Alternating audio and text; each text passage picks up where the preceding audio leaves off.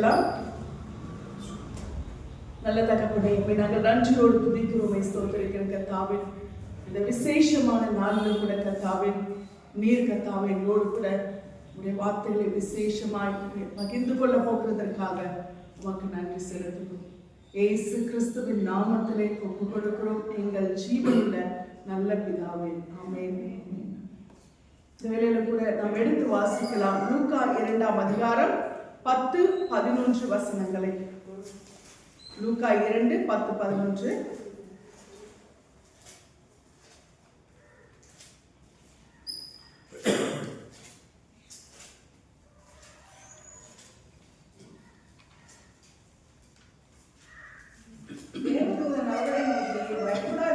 இதோ எல்லா நேரத்துக்கும் இது மிகுந்த சந்தோஷத்தை உண்டாக்கும் நற்செய்தியை உங்களுக்கு அறிவிக்கிறேன். இன்று கர்த்தராகிய கிறிஸ்து என்னும் இரட்சகர் உங்களுக்கு தாவீதின் ஊரிலே பிறந்திருக்கிறார். ஆமென். தேவதூதன் அவர்களை நோக்கி, பயப்படாதிருங்கள், இதோ எல்லா ஜனத்திற்கும் மிகுந்த சந்தோஷத்தை உண்டாக்கும் நற்செய்தியை உங்களுக்கு அறிவிக்கிறேன். இன்று கர்த்தராகிய கிறிஸ்து என்னும் இரட்சகர் உங்களுக்கு தாவீதின் ஊரிலே பிறந்திருக்கிறார். ஹல்லேலூயா. கர்த்தராகிய கிறிஸ்து என்னும் இரட்சகர் இன்று பிறந்திருக்கிறார் என்று சொல்லி தேவதூதன் வந்து அவர்களுக்கு அவன் வாழ்த்துதலை சொல்லுகிறான். ஹல்லேலூயா. இங்கே மந்தையை காத்து கொண்டிருந்த மேய்ப்பர்களிடத்திலே தேவதூதன் வந்து இப்படியாய் கர்த்தருடைய வார்த்தையை வாழ்த்துதலை அவன் சொல்லுகிறான். இங்கே நாம் பார்க்கும் பொழுது, பயப்படாதிருங்கள், இதோ எல்லா ஜனத்துக்கும் மிகுந்த சந்தோஷத்தை உண்டாக்கும் நற்செய்தி. ஆமென். எல்லா ஜனத்துக்கும், உலகத்தில் அத்தனை ஜனங்களுக்கும் நற்செய்தி. ஹல்லேலூயா. உங்களுக்கு மட்டும் இல்ல, இஸ்ரவேலுக்கு மட்டும் இல்ல, மற்ற ஒரு குறிப்பிட்ட ஒரு ஜனத்துக்கு மட்டும் இல்ல, எல்லாருக்கும். ஹல்லேலூயா. எல்லா ஜனத்துக்கும் இந்த இரட்சகர் பிறந்த செய்தி எல்லாருக்குமே ஒரு நற்செய்தி. நீங்க பாத்தீங்கன்னா இந்த காரியத்தை, இந்த நல்ல ஒரு நாளை நம்ம மட்டுமே அனுசரிக்க சொல்ல போனா என்ன வசனம் என்ன சொல்லுது? எல்லா ஜனத்துக்குமே மிகுந்த சந்தோஷத்தை உண்டாக்கும் நற்செய்தி என்று சொல்லப்பட்டிருக்கிறது. அப்ப எல்லா ஜனத்துக்குமே இது மிகுந்த சந்தோஷத்தை உண்டாக்குகிற ஒரு நற்செய்தியா இருக்கிறபடினாலே இந்த நற்செய்தி எல்லாருக்குமே ஒரு கொண்டாட்டம் தான். ஆனா என்ன, நாம இப்ப கொண்டாடிட்டு இருக்கோம், இன்னும் கொஞ்ச நாள்ல ஆண்டவர் எல்லாரையும் கொண்டாட வைப்பார். ஹல்லேலூயா. நாம் விசுவாசிப்போம். ஹல்லேலூயா. இயேசு கிறிஸ்து எனக்காக பிறந்திருக்கிறார், எனக்காக அவர் வந்தார் என்று சொல்லி எல்லாருமே இந்த நற்செய்தியை கொண்டாடும்படியாய் கர்த்தர் வெகு சீக்கிரத்திலே அப்படிப்பட்ட ஒரு நல்ல நாளை நமக்கு அவர் கொடுக்க வல்லவராய் இருக்கிறார். ஹல்லேலூயா. எல்லா ஜனத்துக்கும் மிகுந்த சந்தோஷத்தை உண்டாக்கும் நற்செய்தியை உங்களுக்கு அறிவிக்கிறேன் என்று சொல்லி இந்த வார்த்தையை நாம் பார்க்கிறோம்.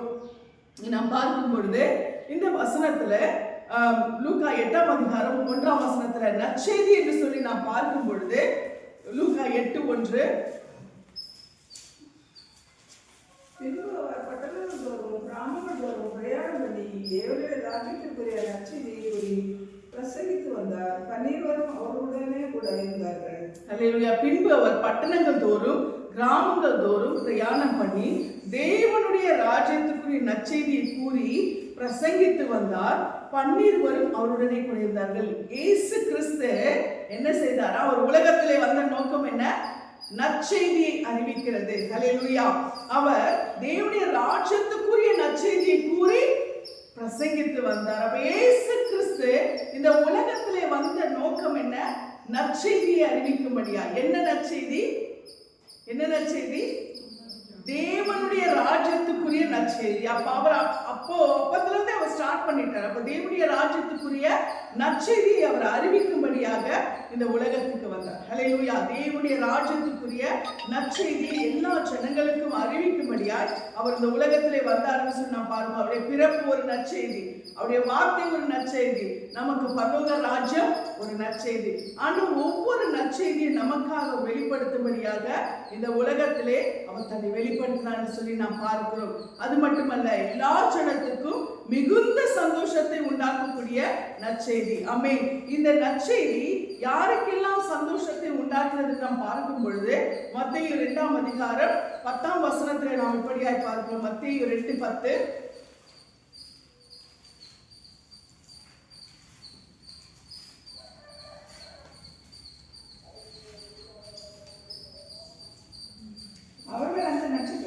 கண்டபோது மிகுந்த ஆனந்த சந்தோஷம் அடைந்தார்கள். ஹல்லேலூயா. அவர்கள் அந்த நட்சத்திரத்தை கண்ட பொழுது மிகுந்த ஆனந்த சந்தோஷம் அடைந்தார்கள். யாரு? சாஸ்திரிகள். யார் சந்தோஷம் அடைந்ததா? சாஸ்திரிகள், வான சாஸ்திரிகள். வானத்தை கணித்து ஆராய்ந்து என்ன விசேஷம், என்ன ஒரு ஸ்பெஷலான ஒரு காரியம் நடக்க போகுது அப்படின்னு சொல்லிட்டு அவங்க வானத்தை கணித்து அவங்க ஆராய்ந்து அந்த காரியங்களை உலகத்துக்கு சொல்லுகிறவர்கள். அவங்கதான் யாரு? வான சாஸ்திரிகள். இந்த வான சாஸ்திரிகள் இவங்க என்ன செய்கிறார்கள்? வானத்தை கணித்து ஆராய்ந்து பார்க்கும் பொழுது அங்கே ஒரு நட்சத்திரம் தோன்றுகிறது. அந்த நட்சத்திரம் என்ன நட்சத்திரம் என்று சொன்னால், இயேசு கிறிஸ்து என்ற ஒரு ராஜா பிறக்க போகிறார் என்று சொல்லுகிற அந்த நற்செய்தி. அப்போ இந்த ராஜா அவர் ஒரு தனிப்பட்ட ஒரு இடத்துக்குள்ள, அவர் உலகத்துக்கே ஒரு மகாராஜாவா இருக்க போறன்ற அந்த நட்சத்திரத்தை பார்க்கும் பொழுது அவங்க என்ன பண்றாங்க? அந்த ராஜா எங்க பிறக்க போகிறாரு? இஸ்ரவேல் தேசத்திலே அவர் பிறக்க போகிறார் என்று சொன்னதும் இவங்க என்ன பண்றாங்க? அங்கே அந்த நட்சத்திரத்தை பார்த்து, இந்த விசேஷமான நட்சத்திரத்தை பார்த்து அவர்கள் சந்தோஷம் அடைகிறார்கள். ஹல்லேலூயா. அவர்களுக்கு என்ன, இந்த செய்தியை அறிந்து கொண்டு உலகத்துக்கு அவர்கள் வெளிப்படுத்தியவர்களாய் காணப்படுகிற வான சாஸ்திரிகள். இந்த வான சாஸ்திரிகள் அந்த நற்செய்தி என்ன பண்றாங்க? அவங்க அறிவிக்கிறவர்களாய் காணப்படுகிறார். அப்போ இந்த நற்செய்தி அவங்களுக்கு எப்படி இருக்கிறது? மிகுந்த சந்தோஷத்தை உண்டாக்குகிறது. ஹல்லேலூயா. ஏன் ஸ்பெசிபிக்கா ஆண்டவர் இவங்களுக்கு அந்த நட்சத்திரத்தை காட்டுறாருன்னா, ஏன்னா அவங்க தான் அதை குறித்த ஒரு அறிவு தெளிவும் உள்ளவர்கள். அப்போ இந்த ஒரு ஸ்பெஷலான ஒரு காரியம் நம்ம உலகத்துல ஒரு மாற்றம் வருதுன்னா அது நம்ம என்ன பண்ணுவோம்? வானத்தின் அந்த ஆராய்ச்சியாளர்கள் மூலமாக நம்ம என்ன பண்றோம்? தெரிந்து கொள்கிறோம். இல்லை ஏதாவது ஒரு டேஞ்சரஸான ஒரு காரியம் நடக்குதுனாலும் அது என்ன செய்வார்கள்? அவங்க அதை ஆராய்ந்து உலகத்துக்கு தெரியப்படுத்துவாங்க. அப்போ அன்றைக்கு அந்த நாளிலே, ஏசப்பா பிறந்த அந்த நாளிலே ஒரு நட்சத்திரம், ஹல்லேலூயா, ஒரு ஸ்பெஷலான நட்சத்திரம், விசேஷமான நட்சத்திரம் வானத்திலே தோன்றினது. அந்த நட்சத்திரத்தை பார்த்ததும் அவங்களுக்கு அதை ஆராய்ந்து பார்க்கும் பொழுது அப்போ அவங்களுக்கு இந்த செய்தி அவங்களுக்கு வெளிப்படுது. எங்க? ஆண்டவராகிய இயேசு கிறிஸ்து ஒரு பெரிய ராஜா இந்த உலகத்திலே பிறக்க போகிறார். உலகத்துக்கே ராஜாவாய், உலகத்துக்கே ரட்சகராய் அவர் பிறக்க போற அந்த சந்தோஷமான அந்த செய்தியை கேட்டு அவங்க என்ன பண்றாங்க? அவங்க மிகுந்த சந்தோஷம் அடைகிறாங்க. ஹல்லேலூயா. அப்ப இவங்க அவங்க ஒரு இஸ்ரவேலர் அல்ல. அவங்க யாரு? அவங்க ஒரு வான ஆராய்ச்சியாளர்கள். ஆனா அவங்களுக்கு ஒரு சந்தோஷம் வருகிறதுன்னு சொன்னால் எதுக்காகன்னு சொன்னா, ஒரு நல்லது நடக்க போகுது. அந்த நட்சத்திரம் தோன்றுகிறது என்று சொன்னால், ஒரு ராஜா பிறக்க போறதுன்னு சொன்னால் அவங்களுக்கு என்னது? அவங்க கணிக்கிற கணிப்பு என்னன்னு சொன்னா, இப்பவே இன்றைய காலகட்டத்தில் ஒரு வானத்தை ஆராய்ச்சி செய்கிறவர்கள் அவங்க என்ன பண்றாங்க? ஆராய்ச்சி பண்ணும்போது பெரிய எரிக்கல் உழப்போது அப்படின்னு சொல்லிட்டு பாக்குறாங்க. அப்ப எப்படி இருக்கும்? அவங்களுக்கு சந்தோஷப்படுவாங்களா? இல்லையா? பூமியில ஒரு பெரிய எரிக்கல் வந்து கொண்டு இருக்கிறது வானத்திலிருந்து. அது பூமியில என்ன பண்ண போகுது? விழப்போகுதுன்னும் போது அவங்களுக்கு சந்தோஷம் வருமா? வேதனைப்படுவாங்க, பயப்படுவாங்க, இல்லையா? கலங்கி என்ன பண்ணுவாங்க? அதை ஜனங்களுக்கு எச்சரிப்பா என்ன பண்ணுவாங்க? சொல்லுவாங்க. அப்போ இந்த வான ஆராய்ச்சியாளர்கள் அந்த வானத்தை ஆராய்ந்து பார்க்கும் பொழுது அங்க ஒரு பெரிய நட்சத்திரம், அது ஒரு ராஜா பிறக்க போகிறார். அந்த ராஜாவுடைய பிறப்பினால உலகத்துக்கே ஒரு பெரிய மீட்பு, சமாதான, சந்தோஷம் சொல்லும் போது அப்போ அவங்களுக்கு எப்படி இருக்கும்? இல்லையா? அவங்களுக்கு சந்தோஷம். ஏன்னா இந்த காரியத்தை அவங்க ஆராய்ந்து அறிந்து தெளிந்து அவங்க உலகத்துக்கு டிக்ளேர் பண்றவங்க. அப்ப அவங்களுக்கு அது எப்படி இருக்கும்? மிகுந்த சந்தோஷத்தை கொடுக்கும், இல்லையா? அப்ப இந்த மிகுந்த சந்தோஷம் தான் அவங்களுக்கு உண்டாச்சு. இப்ப இவங்க சந்தோஷப்படுறாங்கன்னா அது உலகத்துக்கு என்னதான் சந்தோஷம். ஏன்னா இவங்க தான் உலகத்துக்கான நன்மையான காரியங்களை, இந்த உலகத்துல என்ன நன்மை நடக்க போகுது, என்ன தீமை நடக்க போகுதுன்னு ஆராய்ந்து சொல்லக்கூடியவர்கள். அப்ப இப்படிப்பட்ட ஒரு நட்சத்திரம், நன்மை கொடுக்கக்கூடிய நட்சத்திரம், மீட்பராகி ஒரு ராஜா பிறக்க போகிற என்ற ஒரு நட்சத்திரம், உலகத்தை நன்மையாய் ஆளப்போகிற ஒரு ராஜா பிறக்க போகிற என்ற ஒரு நட்சத்திரம், அதை பார்க்கும்போது அவங்களுக்கு என்ன வந்துச்சு? மிகுந்த சந்தோஷம் உண்டானது. அப்ப எல்லா ஜனத்துக்குமே இது எப்படியா இருக்கும்? மிகுந்த சந்தோஷத்தை உண்டாக்கக்கூடிய ஒரு நற்செய்தி. நாம் ஜெபிப்போம். ஆண்டவரே, இந்த வருஷம் இந்த பிறப்பின் நாள் ஆண்டவரே எங்களுக்கு சந்தோஷத்தை கொடுத்திருக்குப்பா. அடுத்த வருஷத்துக்குள்ள எல்லாருக்கும் என்ன பண்ணணும்? இந்த உலகத்துக்கு இது எப்படியா இருக்கணும்? ஒரு சந்தோஷமான நாளாய், ஒரு கொண்டாட்டமான நாளாய் நம்ம பார்க்கணும். நம்ம தெருவெல்லாம் ஸ்டார்ட் பண்ணிருக்கு. எப்படி இருக்கும்? நம்ம இருக்கிற எல்லா தெருவிலையும் என்ன பண்ணிருக்கு? ஸ்டார் போட்டிருக்கு. எல்லாரும் சபைக்கு அவருடைய பிறப்பை ஆராதிக்கிறதுக்கு கடந்து செல்லுகிறார். யோசிச்சு பாருங்களேன். ஹல்லேலூயா. அப்ப இந்த வசனம் நிறைவேறுது இல்லையா? நிறைவேறுது இல்லையா? எல்லா ஜனத்துக்கும் மிகுந்த சந்தோஷம். ஹல்லேலூயா. நாம் ஜெபிப்போம். ஆண்டவரே, எல்லா ஜனத்துக்குமே உங்க பிறப்பு எப்படி இருக்கணும்? மிகுந்த சந்தோஷத்தை உண்டாக்க வேண்டும். அப்படிப்பட்ட நாட்களுக்காக நாங்கள் காத்திருக்கிறோம் ஆண்டவரே. அந்த நாள் சீக்கிரமாய் வரணும்னு நம்ம ஆண்டவரத்திலே ஜெபிப்போம். அது மட்டும் இல்ல, நாம் தொடர்ந்து வாசிக்கும் பொழுது இந்த லூக்கா 2ஆம் அதிகாரத்தில் 10ஆம் வசனத்தில் நாம் இப்படியாய் வாசித்தோம். எல்லா ஜனத்துக்கும் மிகுந்த சந்தோஷத்தை உண்டாக்கும் நற்செய்தியை உங்களுக்கு அறிவிக்கிறேன் என்று சொல்லி, அடுத்து நீங்க அடுத்த வசனத்தை வாசிங்க. 11ஆம் வசனம். 2:11 லூக்கா 2:11.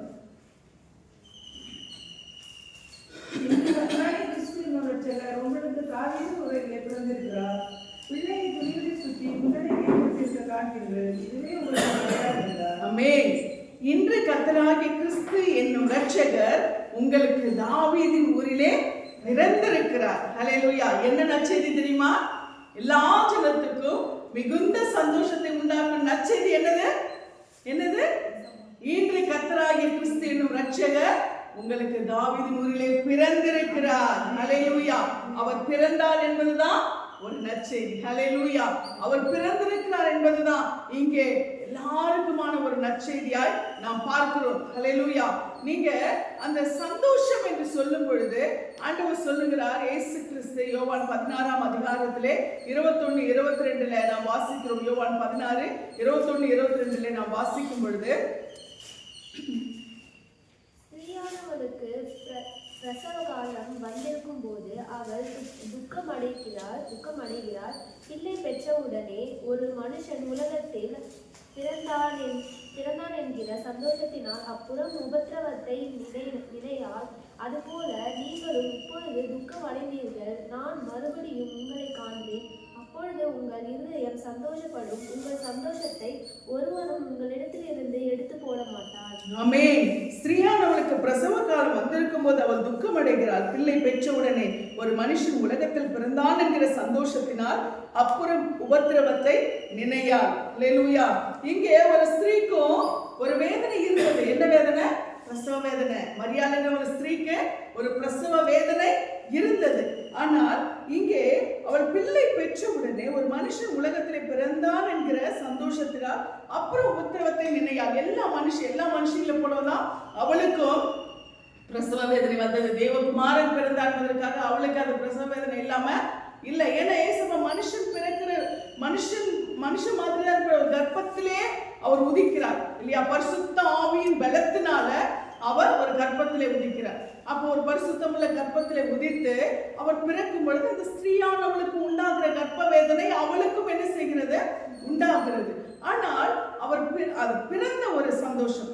அது இந்த சந்தோஷம் ஒரு பிள்ளையை பெற்றெடுக்கும் பொழுது யாருக்கு சந்தோஷம் உண்டாகும்? பெற்றவங்களுக்கு இல்லையா? தாய் தகப்பனுக்கு. அடுத்து அந்த சொந்தக்காரங்களுக்கு இல்லையா? அவங்களை சுற்றி இருக்கிற அவருடைய சொந்த தாத்தா பாட்டி மாமா இந்த மாதிரி சொந்தக்காரங்களுக்கு என்ன வரும்? அத்தை மாமா இவங்களுக்கெல்லாம் என்ன வரும்? சித்தி சித்தப்பா இந்த மாதிரி என்ன வரும்? நல்ல சொந்தங்களா தான் சந்தோஷப்படுவாங்க இல்லையா? அப்படி என்னது? அந்த மாதிரி ஒரு சொந்தங்களுக்கு சுற்றி இருக்கிறவர்களுக்கு என்ன வரும்? ஒரு சந்தோஷம். பெற்றோர்களுக்கு சந்தோஷம். ஆனால் இந்த குழந்தை பிறந்த போது என்ன வருகிறது? எல்லாருக்கும் சந்தோஷம். மேய்ப்பர்களுக்கு சந்தோஷம் இல்லையா? அந்த ஜனங்களுக்கு சந்தோஷம். அங்க இருக்கிற ஜனங்களுக்கு சந்தோஷம். வான சாஸ்திரிகளுக்கு சந்தோஷம். எல்லாருக்குமே. அதுக்கப்புறம் அடுத்த தலைமுறையா இருக்கிற இப்போ பிறந்திருக்கிற நம்ம எல்லாருக்குமே அடுத்த தலைமுறைகளுக்கு இது ஒரு பெரிய சந்தோஷமாய் காணப்படுகிறது. அப்போ இந்த ஒரு பேசிக்கா பாத்தீங்கன்னா ஒரு ஸ்திரீக்கு அந்த பிள்ளையை பெற்றிருக்கிற அந்த ஸ்திரீக்கு அது ஒரு சந்தோஷம் உண்டாகிறது. இது ஒரு மனுஷன் உலகத்தில் பிறந்தான் என்கிற சந்தோஷத்தினால் அப்புறம் உத்திரவத்தை நினையால், அது போல நீங்களும் இப்பொழுது எப்படி இருக்கீங்க? துக்கம் அடைந்திருக்கிறீர்கள். நான் மறுபடியும் உங்களை காண்பேன். அப்பொழுது உங்கள் இருதயம் சந்தோஷப்படும். உங்கள் சந்தோஷத்தை ஒருவன் உங்களிடத்திலிருந்து எடுத்து போட முடியாது என்று சொல்லி கர்த்தர் சொல்லுகிறார். ஹல்லேலூயா. அப்ப இயேசு கிறிஸ்து நமக்குள்ளாய் அவர் இருக்கும் பொழுது நம்முடைய சந்தோஷத்தை ஒருவரும் என்ன செய்ய முடியாது? நம்மிடத்திலிருந்து பறிக்க முடியாது. ஹல்லேலூயா. நம்முடைய உள்ளத்துல யார் பிறந்திருக்கிறார்? ஏசப்பா பிறந்திருக்கிறது. உலகத்துல இருக்கு, உபத்திரவம் இருக்கிறது, துக்கம் இருக்கிறது, வேதனை இருக்கிறது, பாடு இருக்கிறது, எல்லாமே இருக்கு இல்லையா? ஆனாலும் நம்முடைய இருதயத்திலே இயேசு கிறிஸ்து என்ற ஒரு சந்தோஷம் நம்முடைய உள்ளத்துல இருக்கு. ஹல்லேலூயா. இயேசு கிறிஸ்து நமக்குள்ளே பிறந்திருக்கிறார் அந்த சந்தோஷம். இவ்வளவையும் தாண்டி நம்ம உட்கார்ந்துருக்கோம் பாத்தீங்களா? நம்ம இந்த நாளை கொண்டாடுறோம் பாத்தீங்களா? எதனால? ஏசப்பா நம்ம உள்ளத்துல பிறந்திருக்கிறார் இல்லையா? அவர் நமக்குள்ளே பிறந்திருக்கிறதுனால நம்ம என்ன பண்ணிட்டு இருக்கோம்? இன்னைக்கு இந்த துக்கங்கள், பாடுகள், வேதனைகள், இழப்புகள் இவை எல்லாவற்றையும் தாண்டி நம்ம என்ன பண்றோம்? இன்றைக்கு அவர் நம் உள்ளத்திலே பிறந்திருக்கிறபடினாலே அந்த நாளை நாம் என்ன செய்து கொண்டிருக்கிறோம்? நினைவு கூர்ந்து அதை சந்தோஷமாய் நாம் கொண்டாடுகிறவர்களாய் இருக்கிறோம். ஹல்லேலூயா. இங்க பார்க்கும் பொழுது அவர் நம் உள்ளத்திலே பிறந்திருக்கிறார், நமக்குள்ளே பிறந்திருக்கிறார். அப்ப இந்த பிறப்பு என்ற ஒரு காரியம் இது ஒரு சந்தோஷத்தை கொடுக்கிறதா இருக்கு. எல்லாருக்குமே ஒரு பிறப்பு என்ற ஒரு காரியம் என்ன செய்கிறது? ஒரு சந்தோஷத்தை கொடுக்கிறதா இருக்கிறது. இங்க நாம் பார்க்கும் பொழுது யோவான் 1ஆம் அதிகாரம் 13ஆம் வசனத்திலே நாம் இப்படியாய் வாசிக்கிறோம். யோவான் 1:13. அவர்கள் இரத்தத்தினாலாவது மாம்சத்தினாலாவது புருஷனுடைய சித்தத்தினாலாவது பிறவாமல் தேவனாலே பிறந்தவர்கள். ஹல்லேலூயா. இங்கே நாம் பார்க்கிறோம் இயேசு கிறிஸ்து பிறந்திருக்கிறார். இங்க இன்னொரு பிறப்பையும் சொல்லிருக்கு. என்ன பிறப்பு? இன்னொரு பிறப்பு. அவர்கள் இரத்தத்தினாலாவது மாம்ச சித்தத்தினாலாவது புருஷனுடைய சித்தத்தினாலாவது பிறவாமல் தேவனாலே பிறந்தவர்கள். எவர்கள்? அவர் 12ஆம் வசனம் வாசிமா. அவருடைய நாமத்தின் மேல் விசுவாசம் உள்ளவர்களாய் அவரை ஏற்றுக்கொண்டவர்கள் எத்தனை பேர்களோ அத்தனை பேர்களும் தேவனுடைய பிள்ளைகள் ஆகும்படி அவர்களுக்கு அதிகாரம் கொடுத்தார். ஆமென். எவர்கள்? அவர்கள் என்று யாரை சொல்லிருக்கு? அவர்கள் இரத்தத்தினாலாவது மாம்ச சித்தத்தினாலாவது புருஷனுடைய சித்தத்தினாலாவது பிறவாமல் தேவனாலே பிறந்தவர்கள். எவர்கள் என்று சொல்லி பார்த்தா அவருடைய நாமத்தின் மேல் விசுவாசம் உள்ளவர்களாய் அவரை ஏற்றுக்கொண்டவர்கள் எத்தனை பேர்களோ அத்தனை பேர்களும் தேவனுடைய பிள்ளைகளாகும்படி. ஹல்லேலூயா. அப்போ நாம உலகத்திலே ரத்தத்தினாலே மாம்ச சித்தத்தினாலே மனுஷ சித்தத்தினாலே நாம என்ன பண்ணிருக்கிறோம்? இந்த உலகத்துல என்ன பண்ணிருக்கிறோம்? நாம பிறந்திருக்கிறோம். ஆனால் நமக்கு இன்னொரு பிறப்பை யார் கொடுக்கிறார்? இயேசு கிறிஸ்து. அவருடைய நாமத்தினாலே விசுவாசம் உள்ளவர்களாய் அவரை ஏற்றுக்கொண்டவர்கள் எத்தனை பேர்களோ, எத்தனை பேர் அவரை ஏற்றுக்கொள்கிறார்களோ அத்தனை பேர்களும் தேவனுடைய பிள்ளைகளாகும்படி. அப்ப நாம எப்படி பிறக்கிறோமா? இயேசு கிறிஸ்துவினாலே. அதுதான் இந்த 13ஆம் வசனம் சொல்லுகிறது, தேவனாலே பிறந்தவர்கள். ஹல்லேலூயா. நம்ம எப்படி பிறக்கிறோம்? யாரால பிறக்கிறோம்? தேவனுடைய பிள்ளைகளாய் தேவனாலே பிறக்கிறவர்களாய் இருக்கிறோம். ஹல்லேலூயா. இதை நீங்க பாத்தீங்கன்னா நான் அடிக்கடி சொல்லியிருக்கேன் உங்ககிட்ட இந்த வார்த்தையை. நமக்கு ஒரு மரணம், எத்தனை பிறப்பு? 2 பிறப்பு. ஹல்லேலூயா. நமக்கு 2 பிறப்பு, ஒரு மரணம். ஹல்லேலூயா. கிறிஸ்துவை அறிந்தவர்கள், கிறிஸ்துவை விசுவாசிக்கிறவர்கள், கிறிஸ்துவை ஏற்றுக்கொள்ளுகிறவர்களுக்கு என்ன இருக்கு? 2 பிறப்பு, ஒரு மரணம். ஹல்லேலூயா. கிறிஸ்துவை அறியாத, கிறிஸ்துவை ஏற்றுக்கொள்ளாத, கிறிஸ்துவை விசுவாசிக்காதவர்களுக்கு ஒரு பிறப்பு, 2 மரணம். அதோட மீனிங் உங்களுக்கு நல்லா தெரியும் இல்லையா? ஒன்று கிறிஸ்துவுக்குள்ளா இருக்கிறது, ஒன்று மாம்சத்திலே நாம் என்ன பண்றோம்? நம்முடைய தாயின் வயிற்றிலிருந்து பிறக்கிறோம். அடுத்து ரட்சிக்கப்பட்டு இயேசு கிறிஸ்து விசுவாசித்து ரட்சிக்கப்பட்டு நாம் கிறிஸ்துவுக்குள்ளாய் தேவனாலே பிறக்கிறோம். ஹல்லேலூயா. அப்ப நமக்கு 2 பிறப்பு. அப்போ நமக்கு மரணம் என்பது என்னவா இருக்கிறது? ஒரு மரணம் தான் இல்லையா? ஒரு மரணம் என்று சொல்லும்போது நம்ம சரீர பிரகாரமாய் மரிக்கிற அந்த மரணம். ஹல்லேலூயா. அது மட்டும்தான் நமக்கு கொடுக்கப்படுகிற மரணமாய் இருக்கிறது. இல்லைன்னா நமக்கு இயேசு கிறிஸ்து வந்தார்னா, இயேசு கிறிஸ்து வந்து நம்ம உயிரோடு இருக்கும்போது நம்ம அழைச்சிட்டு போனா நமக்கு அந்த மரணமும் நமக்கு கிடையாது இல்லையா? ஒருவன் அதாவது ஆண்டவர் சொல்றாரு, அவன் வந்து எனக்குள்ளே பிறந்துட்டான்னா அவன் என்ன பண்ணுவான்? என்றைக்கும் மறியாமலும் இருப்பான்னு சொல்லி ஆண்டவர் சொல்றாரு இல்லையா? அப்ப ஆண்டவர் என்றைக்கும் மறியாத ஒரு வாழ்க்கை நமக்கு கொடுக்குற. எப்படின்னா மறுபடியும் வரும்பொழுது நம்ம உயிரோடு இருந்தா நமக்கு என்ன இல்லை? மரணமே இல்லாத ஒரு வாழ்க்கை அவர் அப்படியே நம்ம என்ன பண்ணுவாரு? எடுத்துக்கொண்டு மறுரூபமாக்கி அப்படியே நம்மை கொண்டு போகிறவராய் இருக்கிறார் இல்லையா? அப்ப நமக்கு ஒரு மறுரூபமாக்கப்பட்ட ஒரு வாழ்க்கை வரும்பொழுது கர்த்தர் நம்ம உயிரோடு இருந்து நம்மளை கொண்டு போனா நமக்கு மரணமே இல்லாத ஒரு வாழ்க்கையை நமக்கு ஆண்டவர் கொடுக்க வல்லவராக இருக்கிறார். அப்போ சப்போஸ் சரீர பிரகாரமா மரிச்சா நமக்கு ஒரே ஒரு மரணம்.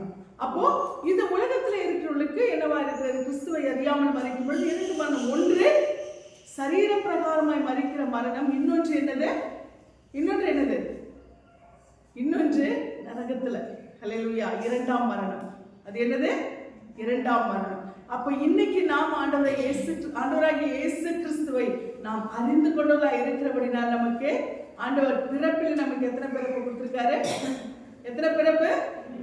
2 பிறப்புகளை ஆண்டவர் நமக்கு கொடுத்திருக்கிறார். ஹல்லேலூயா.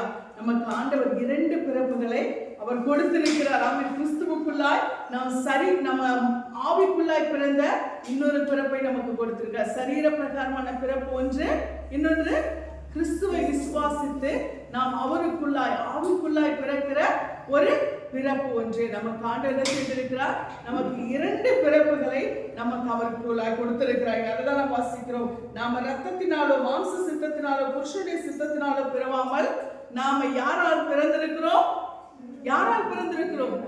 தேவனாலே பிறந்திருக்கிறோம். ஹல்லேலூயா. நான் சொல்லுவோமா? நான் தேவனால் பிறந்தவள். ஹல்லேலூயா. ஹல்லேலூயா.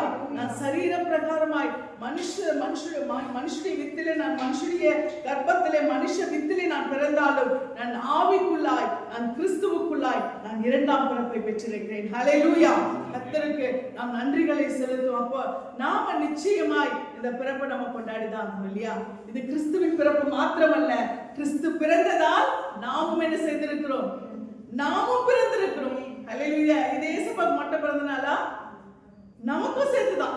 ஹல்லேலூயா. நமக்கும் சேர்த்துதான் இது பிறந்த நாள். ஆமென். இது இயேசுவோட பிறந்த நாள் மட்டுமல்ல, அவர் பிறந்ததுனால நாமும் கிறிஸ்துவுக்குள்ளாய் பிறந்திருக்கிறோம். ஹல்லேலூயா. அதனால ரொம்ப விசேஷமான நாள் தான் நமக்கெல்லாம். இது எப்படிப்பட்ட நாள்? விசேஷமான நாள். ஏன்னா அவர் ஒருத்தர் மாத்திரம் பிறந்த நாள் இல்ல, நம்ம எல்லாருமே பிறந்த நாள் இது. ஹல்லேலூயா. அப்படியாய் பிறந்த நாளாய் நாம் பார்க்கும் பொழுது நாம் எப்படியெல்லாம் பிறந்திருக்கிறோம் அப்படின்னு சொல்லி நாம் பார்க்கும் பொழுது, நாம் கிறிஸ்துவுக்குள்ளாய் பிறந்திருக்கிறோம் என்று சொன்னால் நாம் எப்படியெல்லாம் கிறிஸ்துவுக்குள்ளாய் பிறந்திருக்கிறோம் என்று சொன்னால், இங்கே நாம் வாசிக்கிறோம். யோவான் 3:3 நாம் வாசிக்கும் பொழுது, யோவான் 3:3 ஒருவன் மறுபடியும் பிறவாவிட்டால் தேவனுடைய ராஜ்யத்தை காண மாட்டான் என்று மெய்யாகவே உங்களுக்கு. ஹல்லேலூயா. அப்போ நம்ம தேவனுடைய ராஜ்யத்தை காண வேண்டும் என்றால் என்ன செய்யணுமா? மறுபடியும் பிறக்க வேண்டும். ஒரு பிறப்பு போதாது. ஹல்லேலூயா. இந்த சரீர பிரகாரமான பிறப்பு நமக்கு போதாது. நாம் ஆவியிலே பிறக்க வேண்டும். ஹல்லேலூயா. கிறிஸ்துவுக்குள்ளாய் நாம் ஆவியிலே என்ன பண்ணணும்?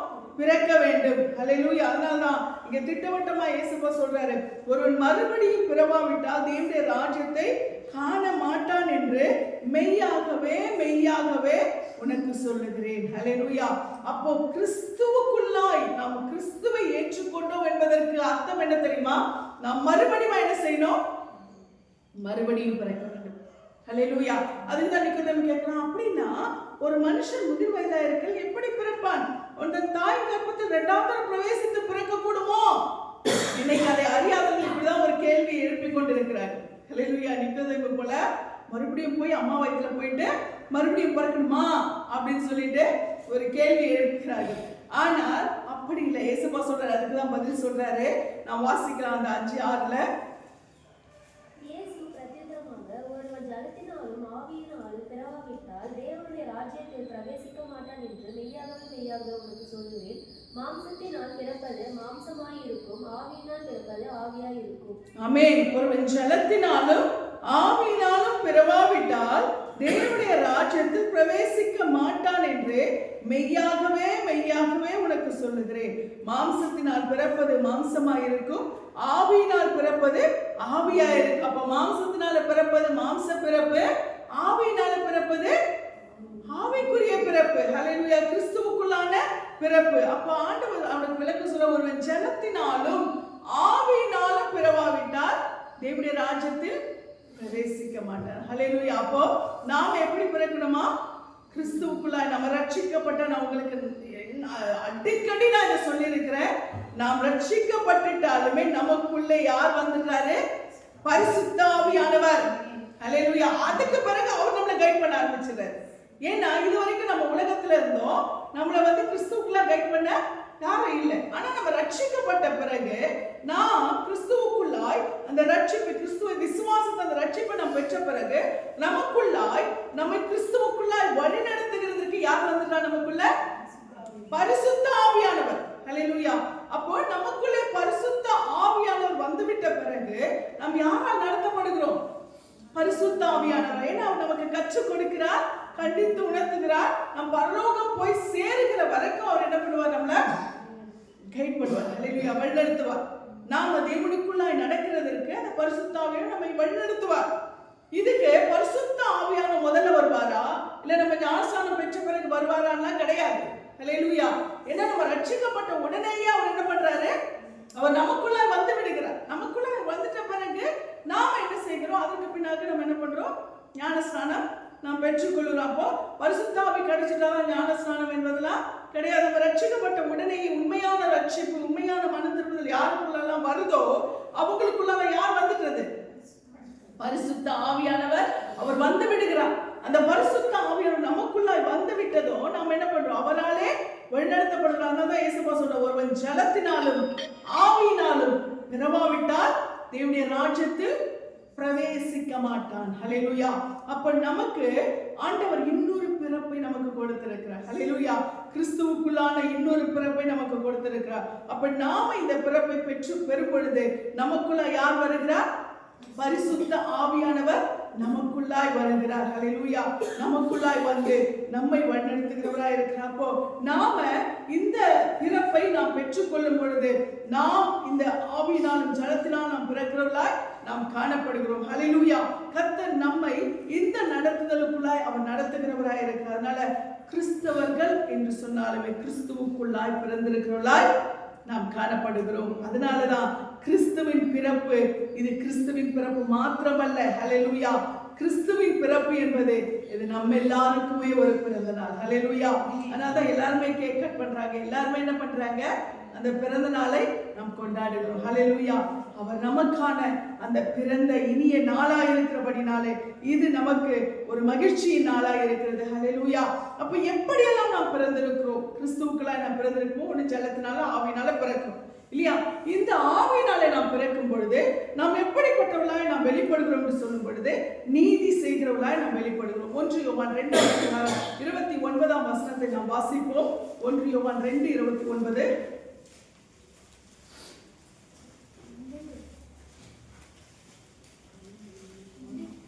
1 யோவான் 2ஆம் அதிகாரத்துல வாசிக்கலாம். அவர் நீதி உள்ளவராய் இருக்கிறார் என்று உங்களுக்கு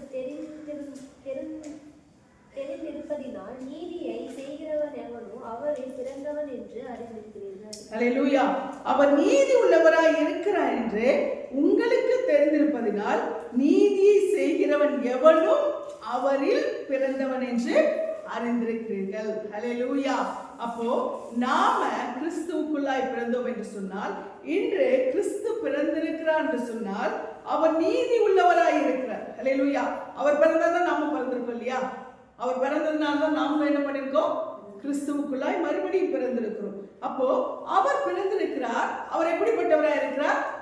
அவர் நீதி உள்ளவராய் இருக்கிறார். அப்போ அவர் நீதி உள்ளவராய் இருக்கிறார் என்று உங்களுக்கு தெரிந்திருப்பதினால் நீதியை செய்கிற எவனும் அவரில் பிறந்தவன் என்று அறிந்திருக்கிறீர்கள். ஹல்லேலூயா. அப்போ நாம நீதி செய்கிறவர்களா இருந்தால் என்னவா இருக்கிறோம்? அவரில் கிறிஸ்துவுக்குள் பிறந்திருக்கிறோம். ஹல்லேலூயா. நாம யாருக்குள்ள பிறந்திருக்கிறோம்? கிறிஸ்துவுக்குள்ள. எப்படி? நீதி செய்கிறவர்கள். ஹல்லேலூயா. நாம கிறிஸ்துவுக்குள்ள தான் பிறந்திருக்கோம். ஆனா அதுக்கான ப்ரூஃப் என்னது? முதலாவது நீதி செய்கிறவர்கள். ஹல்லேலூயா. நீதி செய்கிறவர்கள். அப்போ நீதியின் மேல் பசித்தாகம் உள்ளவர்கள் பாக்கியவான்கள். இயேசு கிறிஸ்துவே நீதிதான் இல்லையா? நம்முடைய ஆண்டவராக இயேசு கிறிஸ்துவே அவர் நீதிதான். அப்ப இங்கே அவர் நீதியாய் இருக்கிறார், நீதி செய்கிறவராய் இருக்கிறார் சொல்லும் பொழுது அவரை பின்பற்றுகிற நாம் நீதி செய்கிறவராய் இருக்கும் பொழுது நாம் என்னவா இருக்கிறோம்? கிறிஸ்துவுக்குள்ளாய் நாம் எப்படி இருக்கிறோமா? அவருக்குள்ளாய், கிறிஸ்துவுக்குள்ளாய் நாம் பிறந்தவர்களாய் இருக்கிறோம். ஹல்லேலூயா. நீதி செய்கிறவன் எவனோ அவருக்குள் பிறந்திருக்கிறான். அப்போ நாம கிறிஸ்துவுக்குள் பிறந்திருக்கிறோம்ன்றதுக்கு என்ன ப்ரூஃப்? என்ன ப்ரூஃப்? நாம நீதி செய்கிறது தான். ஹல்லேலூயா. அப்போ ஒன்று, நாம் கிறிஸ்துவுக்குள்ளாய் பிறந்திருக்கிறோம் என்று சொன்னால், ஒன்று நம்ம என்ன செய்ய, எப்படியா இருக்கணும்? நீதி செய்ய வேண்டும். நீதி என்று சொன்னால் நம்முடைய செய்கிற காரியங்களிலே நேர்மை, உண்மை, தெளிவு, ஹானஸ்ட் எல்லாமே என்ன பண்ணணும்? காணப்பட வேண்டும். அதுதான் என்ன செய்கிறது? நீதி செய்கிறவர்கள். ஹல்லேலூயா. அப்போ கிறிஸ்து எப்படியா இருக்கிறார்? நீதி உள்ளவர், நீதியின் சூரியனா இருக்கிறார். அப்போ நாம் அவரை பின்பற்றுகிறோம். நம்முடைய செயல்களில் எப்படியா இருக்கணும்? நீதி உள்ளவர்களா, எல்லாவற்றிலும் சரியான ஒரு வழிமுறையை நம்ம என்ன செய்யணும்? பின்பற்ற வேண்டும். எதிலுமே ஒரு நேர்மை, எதிலுமே ஒரு நீதி, எதிலுமே ஒரு உண்மை. ஹல்லேலூயா. எல்லாவற்றிலும் ஒரு நீதியான, ஒரு நேர்மையான, ஒரு உண்மையான ஒரு காரியங்கள், வேலையிலேயே உண்மையா இருக்கணும். நம்ம போகிற இடங்கள்ல உண்மையா இருக்கணும், குடும்பத்துல உண்மையா இருக்கணும், செய்கிற காரியங்கள உண்மையா இருக்கணும், பெற்றோருக்கா உண்மையா இருக்கணும். எல்லாவற்றிலும் நம்ம என்ன செய்யணும்? நாம உண்மையா இருக்க வேண்டும். இதுதான் என்னது? அப்பதான் நம்ம கிறிஸ்துவுக்குள்ள பிறந்தவங்கன்னு அர்த்தம். நான் கிறிஸ்துவுக்குள்ள பிறந்தேன்னு சொல்லிட்டு, ஏசு கிறிஸ்து பிறந்திருக்க, நானும் பிறந்திருக்கிறேன்னு சொல்லிட்டு நீதி இல்லாத காரியங்களை செய்கிறதுனால நாம என்ன சொல்ல முடியாது? கிறிஸ்துவுக்குள்ளாய் நான் பிறந்திருக்கேன்னு சொல்ல முடியுமா? சொல்ல முடியாது. அப்போ நம்முடைய காரியங்களிலே நீதி காணப்பட வேண்டும். ஹல்லேலூயா. அடுத்து நாம் வாசிக்கும் பொழுது இங்கே நாம் வாசிக்கிறோம், அன்புள்ள எவனும் தேவனால் பிறந்திருக்கிறான். 2 யோவான் 4:7 நாம் வாசிக்கிறோம்.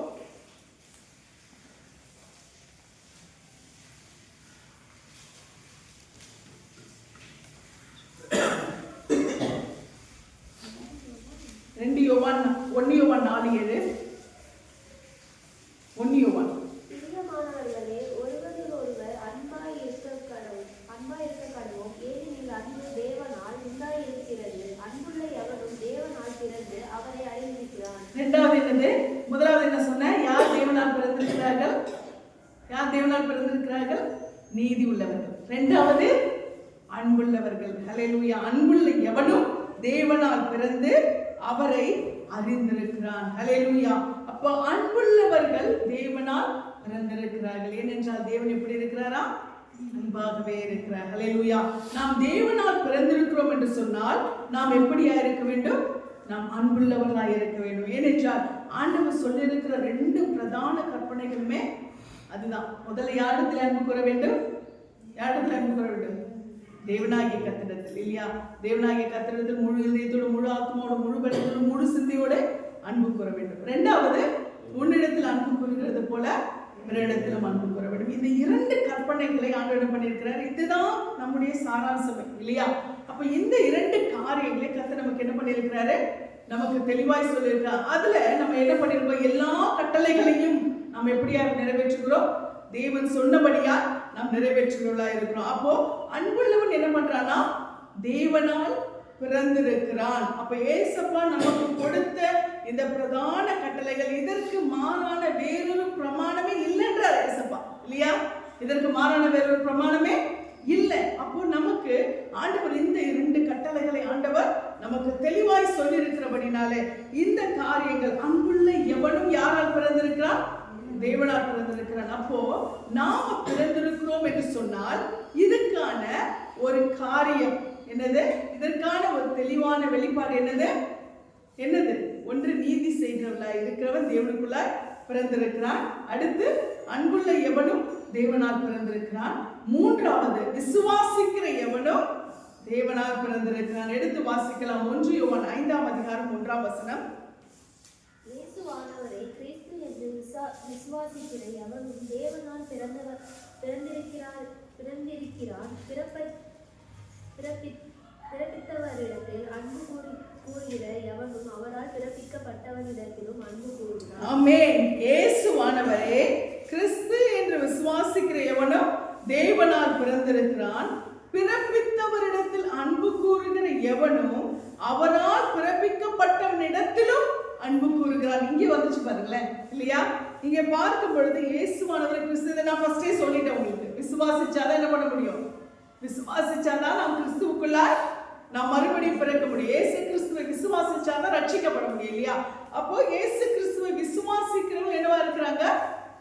பிறக்கிறவள், அவருக்குள்ளாய் பிறக்கிறவளாய் இருக்கிறார்கள். அப்போ இயேசுவானவரை கிறிஸ்து என்று விசுவாசிக்கிற எவனும் தேவனாலே பிறந்திருக்கிறான், பிறப்பித்தவரிடத்தில் அன்பு கூறுகிற எவனும். அந்த ரெண்டு காரியங்களுமே இதுல என்ன பண்ணிருக்கு, சொல்லப்பட்ட காரியங்களிலே இது குறிப்பிடப்பட்டிருக்கிறது இல்லையா? அன்பு குறிப்பிடப்பட்டிருக்கு, விசுவாசமும் குறிப்பிடப்பட்டிருக்கு. அப்போ இயேசுவானவரை கிறிஸ்து என்று நாம விசுவாசத்தினால தான் உட்கார்ந்து இருக்கோம் இல்லையா?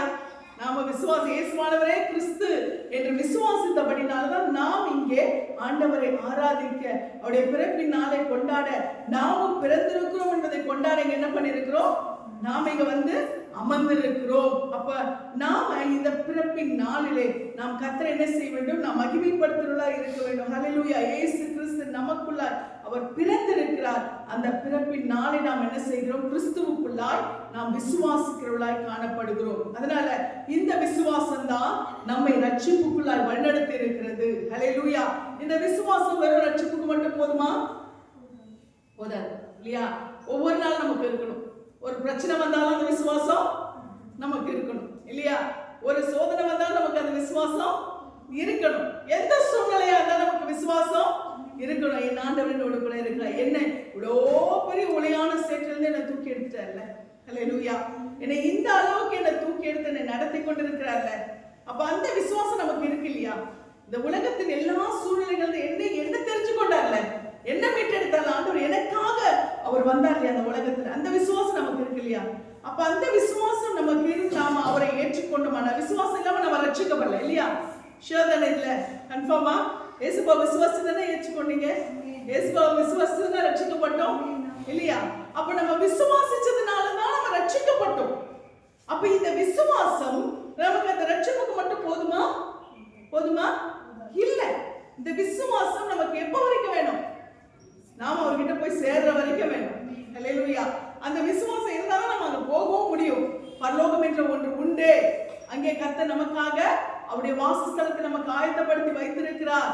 நான் அங்க போகிறேன். அங்க போற வரைக்கும் நான் கிறிஸ்துவுக்குள்ளாய் பிறந்திருக்கிறேன். கிறிஸ்துவுக்குள்ளாய் பிறந்த நான் அந்த காரியங்களை நான் என்ன பண்ணணும், அவருக்குள்ளாய் பிறந்த அந்த நீதியை, அந்த அன்பை, அந்த விசுவாசத்தை நான் என்ன பண்ணணும், நான் வெளிப்படுத்தணும்ன்ற ஒரு காரியம் நமக்குள்ள என்ன பண்ணணும், அது காணப்பட வேண்டும். ஹல்லேலூயா.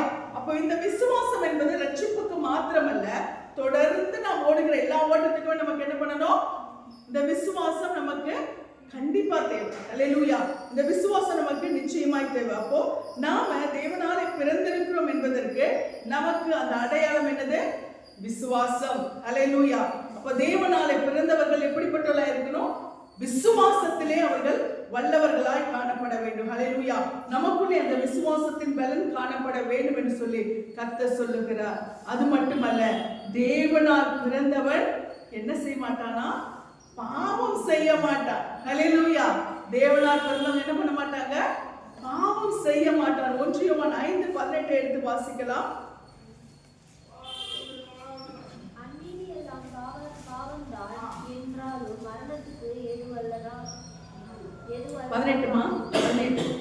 தேவனால் பிறந்த எவரும் பாவம் செய்யாது என்று அறிந்திருக்கிறோம். தேவனால் பிறந்தவன் தன்னை காக்கிறான், பொல்லாங்கன் அவனை தொடான். ஆமென். முக்கியமானது என்னது, தேவனால் நம்ம பிறந்திருக்கிறோமா?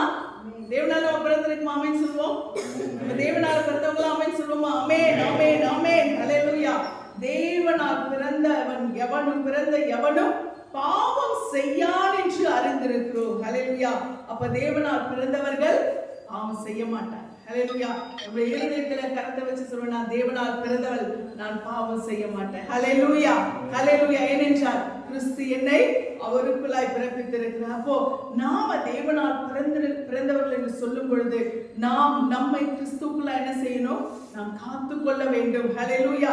நமக்குள்ள இந்த எண்ணம் எப்பவுமே ஒழிச்சிட்டு இருக்கணும், நான் தேவனால் பிறந்தவள், நான் தேவனால் பிறந்தவள், நான் தேவனால் பிறந்தவள். ஹல்லேலூயா. இந்த எண்ணம் நமக்கு என்ன பண்ணணும், எப்பவும் இருக்கணும். அப்ப தேவனால் பிறந்தவள் என்ற அந்த வார்த்தை நமக்குள்ள இருக்க இருக்க இருக்கதான் நம்ம என்ன செய்ய மாட்டோம், நாம் பாவம் செய்ய மாட்டோம். ஹல்லேலூயா. உலகத்துல எவ்வளவு துணிகரமான காரியங்கள், துணிகரமான பாவங்கள்லாம் இருக்கு.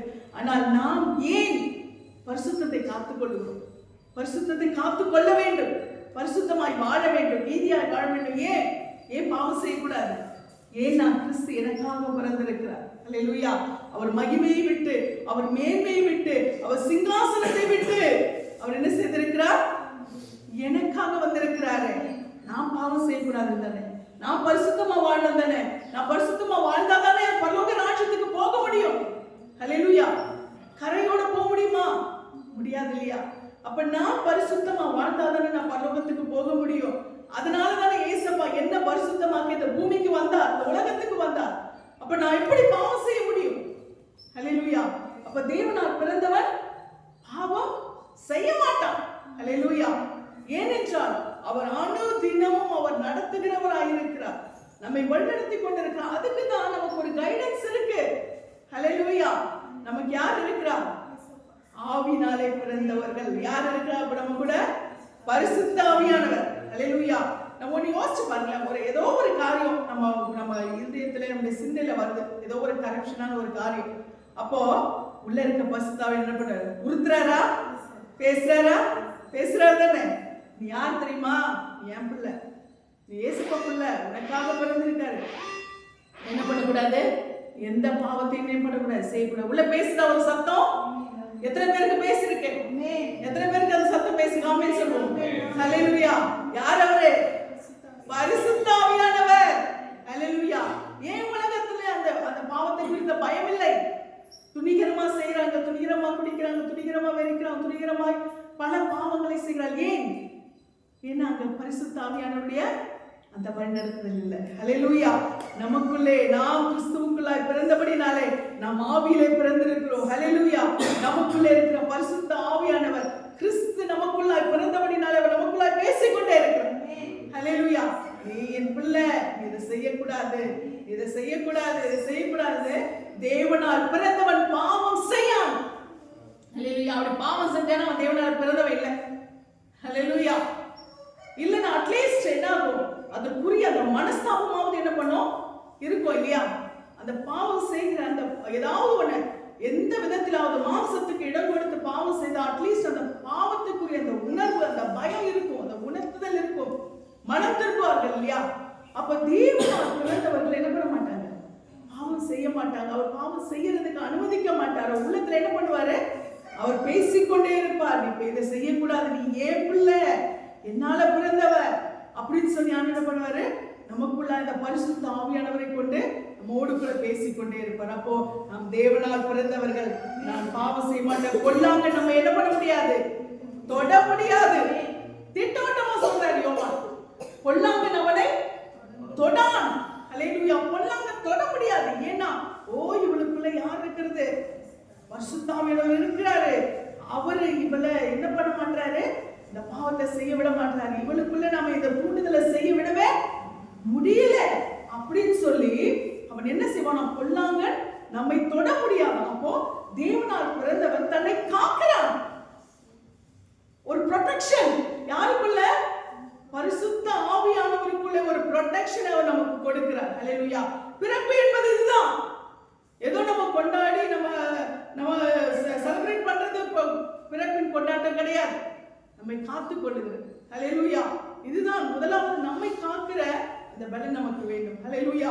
அப்போ அவன் தன்னை காக்கிறான். ஏன்னா கிறிஸ்து எனக்குள்ளே பிறந்திருக்கிறார். கிறிஸ்து எனக்குள்ளே பிறந்தபடினா எனக்குள்ளே யார் இருக்கிறார்? அவருடைய ஆவி எனக்குள்ள இருக்கிறது. அவருடைய ஆவியானவர் எனக்குள்ள இருக்கிறார். அவரை என்ன பண்ண மாட்டாரு? பாவம் செய்ய விட மாட்டார். அப்போ கொல்லாங்கன் தேவனால் பிறந்தவன் தன்னை காக்கிறான். கொல்லாங்கன் அவனை டச் பண்ண முடியாது. ஹல்லேலூயா. அதனால தேவனால் பிறந்தவர்கள் நாம் என்ன பண்ணக்கூடாதா? பாவம் செய்ய மாட்டோம். ஹல்லேலூயா. தேவனால் பிறந்தவன் அடுத்து பாவம் செய்ய மாட்டான்னு சொல்லி கர்த்தருடைய வார்த்தை சொல்லுகிறது. கடைசியா பாத்தீங்கன்னா தேவனால் பிறந்தவன் உலகத்தை ஜெயிப்பான். ஹல்லேலூயா. ஆமென். 1 யோவான் 5:4 நாம் வாசிக்கலாம். 1 யோவான் 5:4. தேவனால் பிறப்பதெல்லாம் உலகத்தை ஜெயிக்கும், நம்முடைய விசுவாசமே உலகத்தை ஜெயிக்கிற ஜெயம். ஹல்லேலூயா. தேவனால் பிறப்பதெல்லாம் உலகத்தை ஜெயிக்கும். ஹல்லேலூயா. நம்ம சொல்வோமா? நான் ஜெயிக்க பிறந்தவன், ஜெயிக்க பிறந்தவள். ஹல்லேலூயா. ஜெயம் என் தேவன் எனக்கு நிச்சயமா என்ன பண்ணுவாரு? ஜெயத்தை கொடுப்பார். உலகத்தை ஜெயிப்போம் என்று சொல்லும்போது உலகத்துல எல்லா சவால்களையும் கர்த்தர் ஜெயிக்க நமக்கு உதவி செய்வார். உலகத்துல எல்லா போராட்டங்களையும் ஜெயிக்க நமக்கு உதவி செய்வார். இவ்வளோ பிரச்சனைகளை கடந்து உட்கார்ந்து இருக்கீங்க பாத்தீங்களா? ஹல்லேலூயா. இவ்வளோ சூழ்நிலைகளை கடந்து உட்கார்ந்து இருக்கோம்ல. இவ்வளவு இழப்புகளை எல்லாம் கடந்து உட்கார்ந்து இருக்கோம்ல, எத்தனை சூழ்நிலைகளை கடந்து வந்து உட்கார்ந்து இருக்கோம். ஹல்லேலூயா. எதனால? எல்லாவற்றையும் ஜெயிக்கிறதுக்கு ஆண்டவர் நமக்கு என்ன பண்ணிருக்கிறாரு? பலன் கொடுத்திருக்கிறார். ஏன்னா நம்ம யாரு? ஆமென். ஹல்லேலூயா. தேவனால் பிறந்தவர்கள். ஹல்லேலூயா. தேவனால் பிறந்தது உலகத்தை ஜெயிக்கும் என்று சொல்லி, தேவனால் பிறப்பதெல்லாம் உலகத்தை ஜெயிக்கும். நம்முடைய விசுவாசமே உலகத்தை ஜெயிக்கிற ஜெயம். ஹல்லேலூயா. விசுவாசிக்கிறோமா? கிறிஸ்து எனக்குள்ளே பிறந்திருக்கிறார். ஹல்லேலூயா. நம்ம உட்கார்ந்திருக்க எல்லாமே கிறிஸ்துவினாலே பிறந்தவர்கள். ஹல்லேலூயா. இன்றைக்கு பிறப்பு கிறிஸ்துவுக்கு மாத்திரமல்ல, நமக்கும். ஹல்லேலூயா. நான் கிறிஸ்துவினால் பிறந்திருக்கிறேன். ஹல்லேலூயா. சொல்லுமா, சத்தமா சொல்லுமா, நான் கிறிஸ்துவினால் பிறந்திருக்கிறேன். இன்று எனக்கு கிறிஸ்து பிறந்த நாளை கொடுத்திருக்கிறார். ஹல்லேலூயா. ஹல்லேலூயா. அவர் பிறந்து நமக்கு பிறந்த நாளை கொடுத்திருக்கிறார். ஆமென். நாம சரீரத்தின் பிரகாரமாக பிறந்த அந்த பிறந்த நாள் கூட நமக்கு விசேஷமானது இல்ல. ஹல்லேலூயா. கிறிஸ்து நமக்கு கொடுத்த அந்த பிறந்த நாள், அவருக்குள்ளாய் பிறக்கிற அந்த பிறந்த நாள் நமக்கு கொடுத்திருக்கிறார் இல்லையா? இந்த நாள் தான் நமக்கு விசேஷமான ஒரு நாளா இருக்கிறது. ஹல்லேலூயா. அவர் பிறந்தபடினாலே நாமும் பிறந்திருக்கிறோம். ஹல்லேலூயா. ஹல்லேலூயா. இந்த வேளையிலும் கூட இந்த பிறப்பின் நாளுக்காக, கிறிஸ்துவின் பிறப்பின் நாளுக்காக, இந்த நற்செய்திக்காக நாம் நன்றி சொல்லுவோமா? நன்றி தகப்பனே, நன்றி தகப்பனே, உமக்குள்ளாய் என்னை பிறக்க செய்த தெய்வமே, உமக்கு நன்றி. எல்லாருக்கும் பிறந்த நாள் நல்வாழ்த்துக்கள். ஆமென். ஹல்லேலூயா. ஆண்டவராகிய இயேசு கிறிஸ்துவின் நாமத்திலே உங்களை வாழ்த்துகிறேன். கர்த்தர் தாமே உங்களை ஆசீர்வதிப்பாராக. ஆமென்.